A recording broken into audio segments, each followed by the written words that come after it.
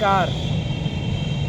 युवा मंच के YouTube चैनल में धरना स्थल से आप सभी का स्वागत है।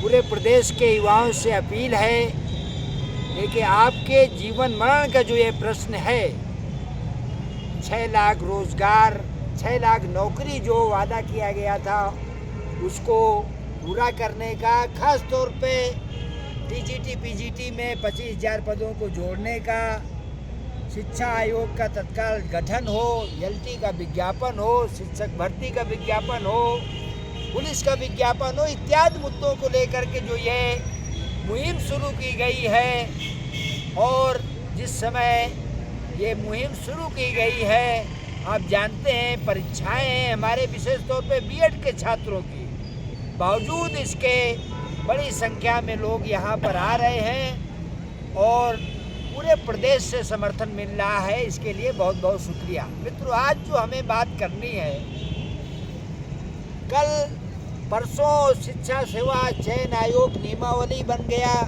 आप जानते हैं क्यों बना? 15 मिनट का समय कैबिनेट में पारित होने के बाद, मंजूरी के बाद लगना था, एक आदेश जारी करना था, लेकिन 15 दिन लग गया।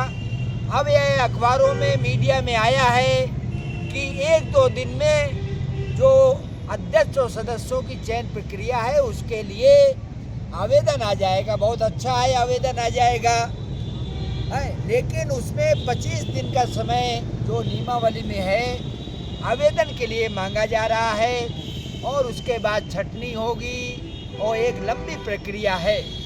और जो रूटीन प्रक्रिया का अनुभव है अध्यक्ष वगैरह के आने का, आप जानते हैं लोक सेवा आयोग में आवेदन लिया गया था 2 सदस्यों का मई के महीने में संभव था और उनको रद्द कर दिया गया, आज अखबार में है।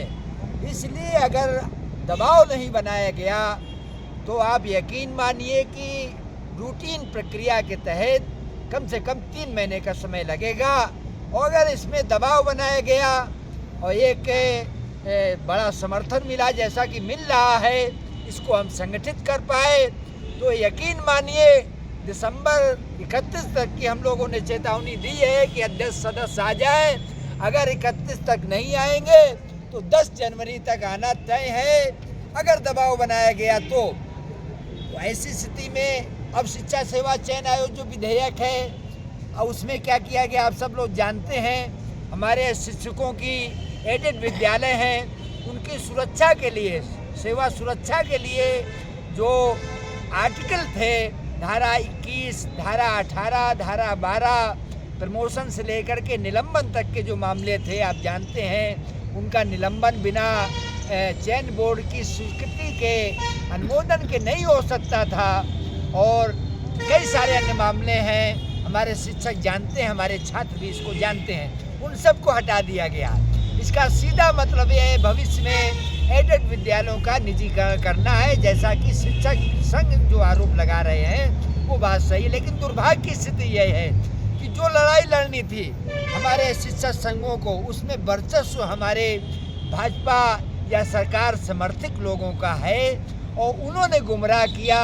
तो हमारे कुछ शिक्षक संगठन, कुछ हमारे जो शिक्षक हैं जो हम लोगों से जुड़े हैं, मजबूती से लड़ाई लड़े, लेकिन एक भ्रम पैदा कर दिया गया कि विधेयक में नहीं है, शिक्षा सेवा नियमावली में हम इसको ले आएंगे।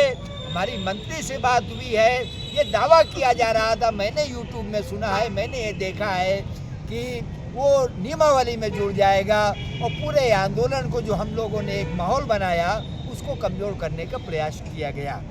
तो हमारी शिक्षकों से भी अपील है, जो नए हमारे अभ्यर्थी हैं, क्योंकि कल उनको भी शिक्षक बनना है, उनसे भी अपील है कि शिक्षा सेवा चयन आयोग में हम लोग किसी भी कीमत पर भविष्य में संशोधन कराएंगे और शिक्षा सेवा जो विधेयक है उसमें ये सुरक्षा सेवा के लिए जो जरूरी 21 धारा है, 18 और 12 है, इसको हम सुनिश्चित कराएंगे। अंत में हमारी अपील है हमारी सारे शिक्षकों से भी, जो अभ्यर्थी हैं, चाहे वो टीजीटी पीजीटी के हों, चाहे वो किसी भी धारा के हों, शिक्षक विज्ञापन की बड़ी चर्चा हो रही है।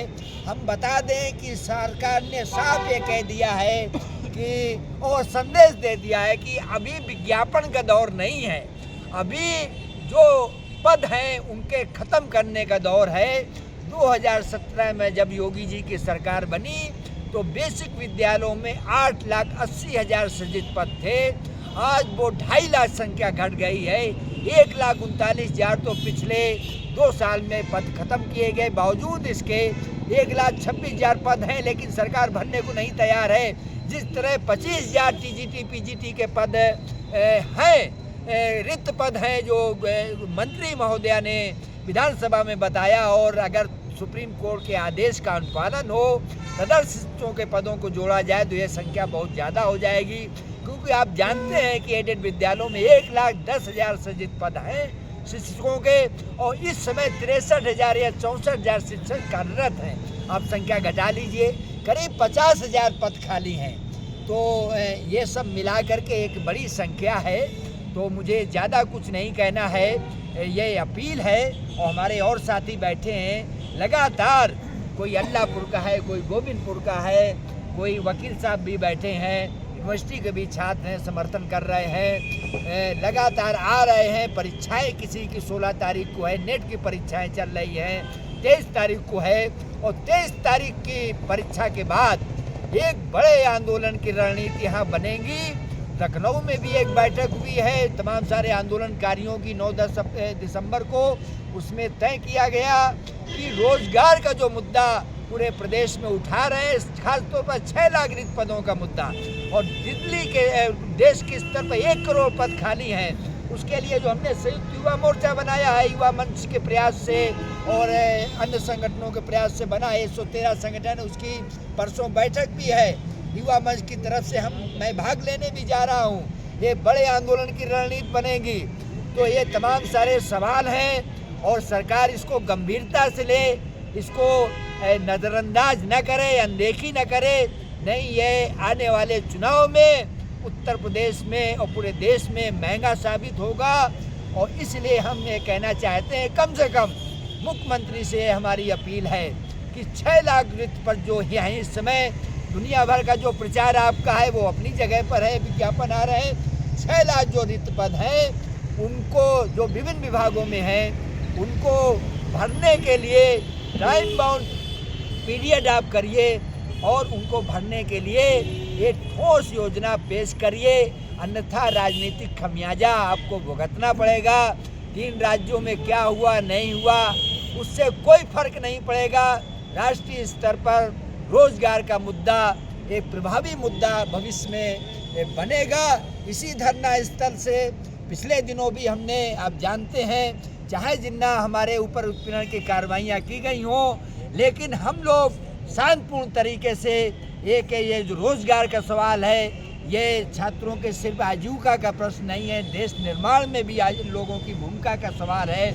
और इसके लिए चाहे मुकदमे किए गए हों, चाहे कुछ भी किया गया हो, हम लोग अपनी तरफ से कोशिश करते रहे हैं, करते हैं कि ये शांतिपूर्ण आंदोलन हो, और ये भविष्य में एक बड़ा आंदोलन यहाँ से खड़ा होगा, जिसमें नागरिक समाज से लेकर के, व्यापारियों से लेकर के, यूनिवर्सिटी के छात्रों, शिक्षकों से लेकर के, जो भी वकीलों से लेकर के, सबका समर्थन पहले भी मिलता रहा है, लेकिन इस बार और बड़े स्तर पर समर्थन मिलेगा, ऐसा युवा मंच की तरफ से, छात्रों की तरफ से पूरा यकीन है। अंत में अपील है, कल भी यह जारी रहेगा। आप सब लोगों से अपील है, 11 बजे पत्थर गिरजाघर सिविल लाइन धरना स्थल पर पहुँचें। बहुत बहुत धन्यवाद। इसे शेयर जरूर करें। धन्यवाद।